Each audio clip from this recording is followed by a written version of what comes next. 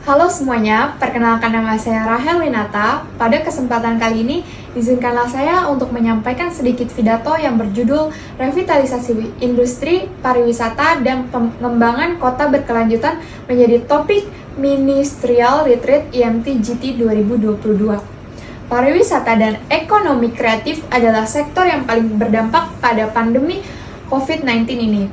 Kunjungan wisatawan mancanegara atau Wisman turun drastis. Demikian halnya wisatawan Nusantara atau Wisnus.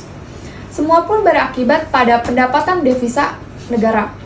Dampak pandemi COVID-19 ini memang memberikan magnitudo yang sangat besar terhadap ekosistem dan tahap pencapaian kinerja pariwisata kita.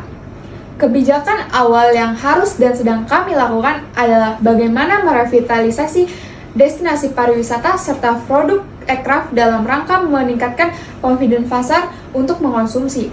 Revitalisasi wisata adalah upaya pengembangan yang dilakukan dengan perbaikan kondisi dan kualitas wisata yang mengalami degradasi dalam upaya menjaga keberlanjutan dan meningkatkan kualitas serta daya saing produk untuk menarik paksa pasar yang sudah ada maupun pasar wisata baru. Pada tahun 2022 ini, pertemuan Ministerial Retreat dalam rangka pertemuan tingkat Menteri Indonesia, Malaysia, Thailand, Growth Triangle atau IMT-GT ke-28 berlangsung pada 15 September 2022 di Phuket, Thailand. Kita harus memanfaatkan platform kerjasama IMT-GT untuk mendorong proyek yang konkret bagi percepatan pertumbuhan ekonomi di kawasan, dengan tetap memperhatikan permasalahan yang sedang terjadi saat ini, seperti kesehatan, revolusi industri, ketahanan pangan dan energi, kualitas sumber daya manusia, serta sumber daya berkelanjutan. Selain itu, kita juga harus mempercepat transformasi dan adaptasi teknologi yang memainkan peran kunci untuk masa depan kerjasama IMT-GT. Upaya pemulihan sektor pariwisata pasca pandemi penting dilakukan karena UN World Tourism Organization mencatat bahwa pandemi COVID-19 menyebabkan penurunan pendapatan sektor pariwisata secara global sekitar USD 2 triliun.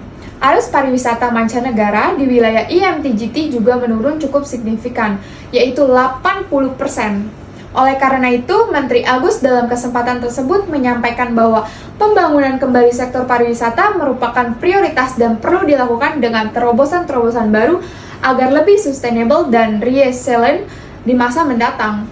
Delegasi Indonesia dalam pertemuan tersebut juga menyampaikan beberapa prioritas pemulihan sektor pariwisata, di antaranya mengembalikan kepercayaan turis, pengurangan ketidakpastian serta meningkatkan informasi dan komunikasi, restorasi konektivitas, infrastruktur, dan kapasitas jasa pariwisata.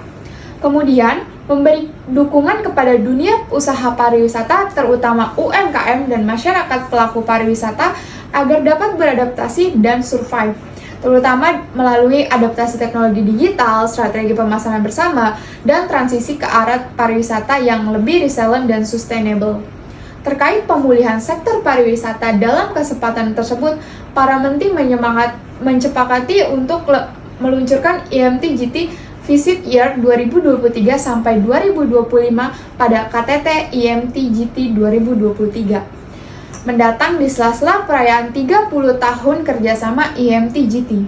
Tujuan utama dari inisiatif tersebut adalah untuk menghidupkan kembali industri pariwisata subregional dengan menarik pariwisatawan internasional melalui kegiatan pemasaran dan promosi bersama.